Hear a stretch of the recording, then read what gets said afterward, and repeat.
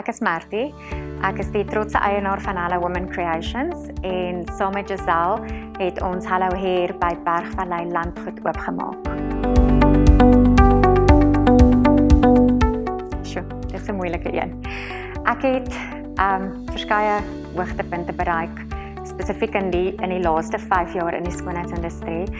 Ek glo wel mens met die klein accomplishments, die klein dinge in die lewe met 'n mens ook vier, want is die klein dinge wat die groot dinge groter maak, as 'n mens dit so kan stel.